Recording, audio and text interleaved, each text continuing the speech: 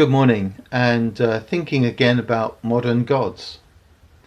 Um, Today's modern god I'm having trouble naming, so I'm going to call it efficient technique, but please bear with me because it has many names. In the ancient world there were gods, and they demanded sacrifices, and they ruled people's lives. They provided a framework of superstition in which they lived. And I believe that we have something similar today, but we don't call them gods anymore. But still they demand our sacrifices, still they shape our lives, and still they form the basic superstitions that people live by.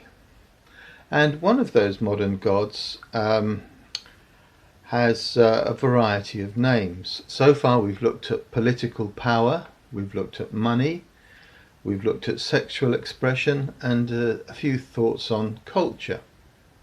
Things which shape our lives even when we're not always aware of it. But today's God is a tricky little character because he has so many names.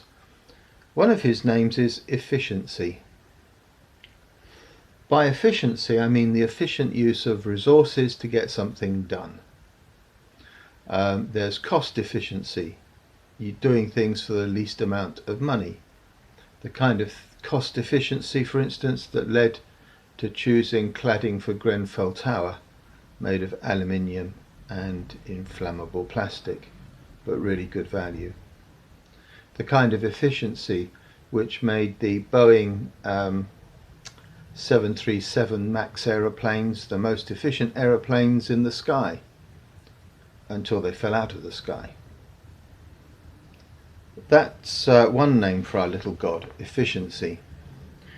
Another name is science. This coronavirus panic, the government said, oh, we're guided by the science. But it's a very funny kind of science, evidence-based policy making. But what kind of science can you have when there's no evidence?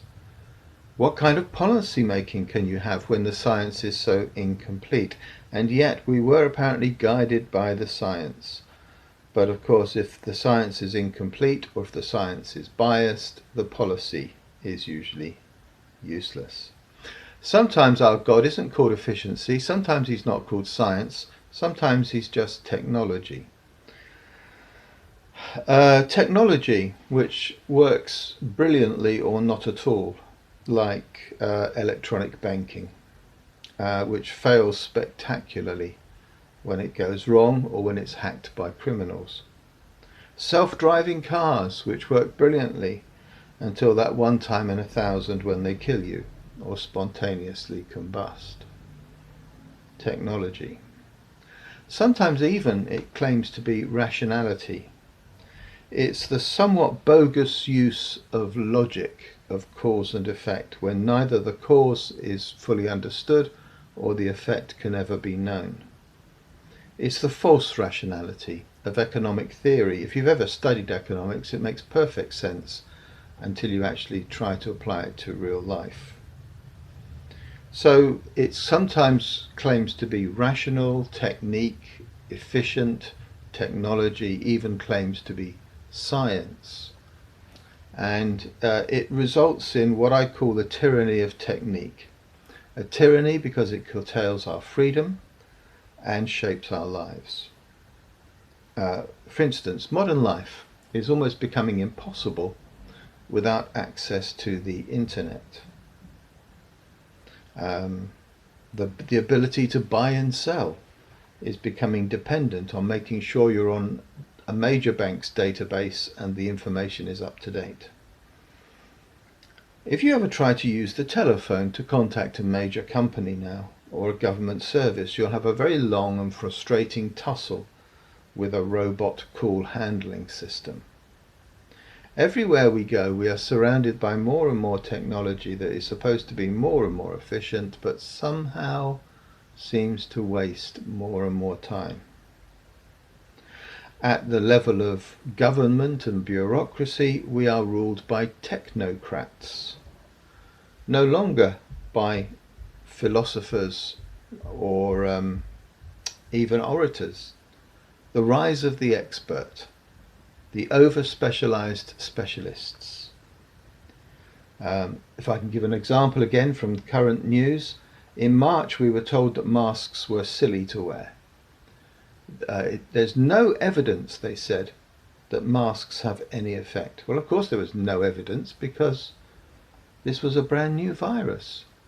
But you know, simple souls, really dumb people like me, thought, hang on, here's a lung disease which is being caught from other people with a lung disease.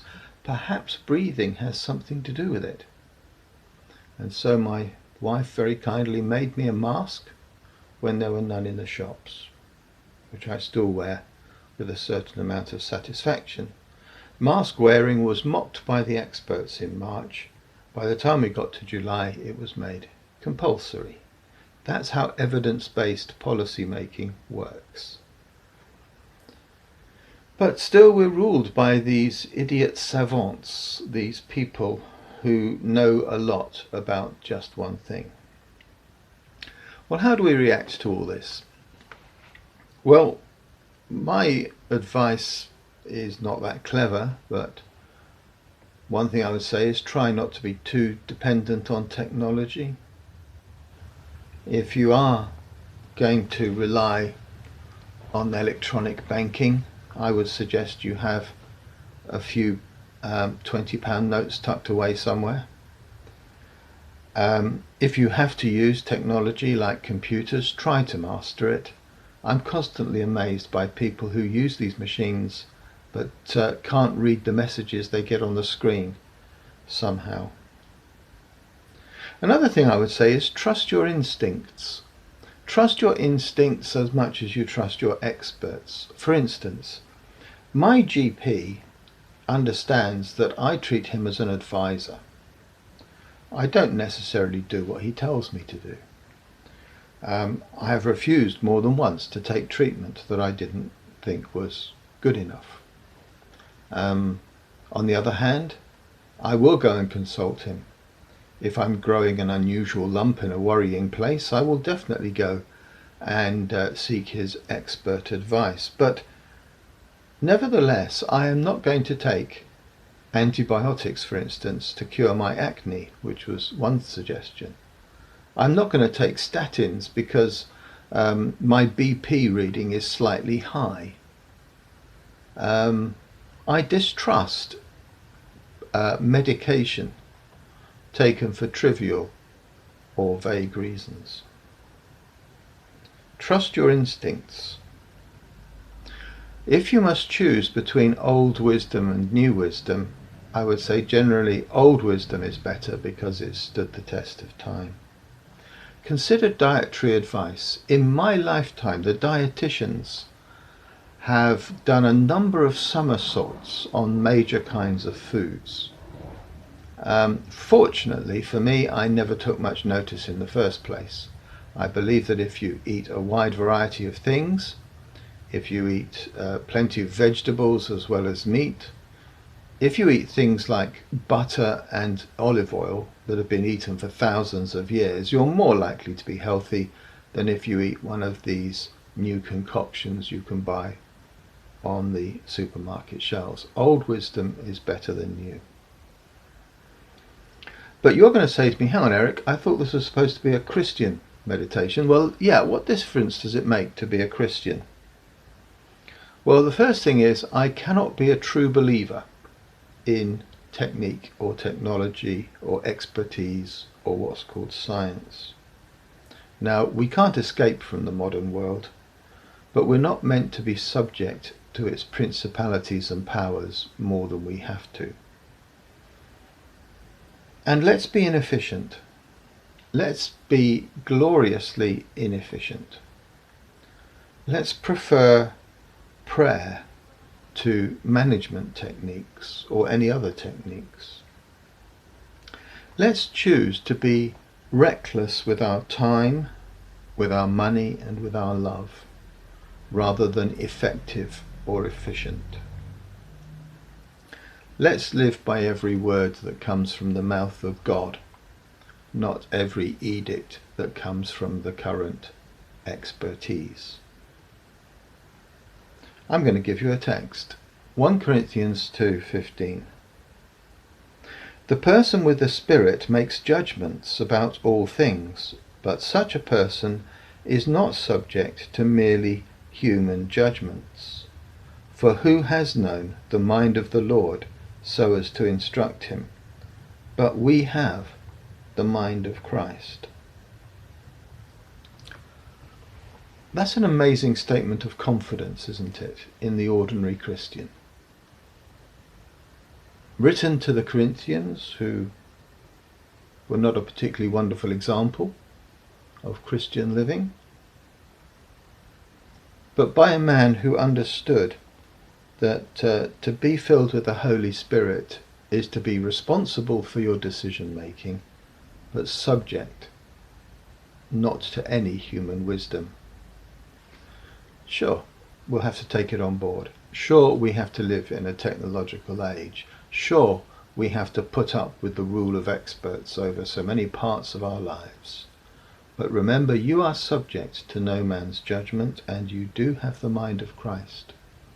So what difference does being a Christian make in this world of the expert and the efficient technique? Well, I think it means we're free, or at least we can choose to be freer than we would be otherwise. I hope that makes sense. I've tried to say a lot in a short time. Anyway, be blessed and see you soon. Bye for now.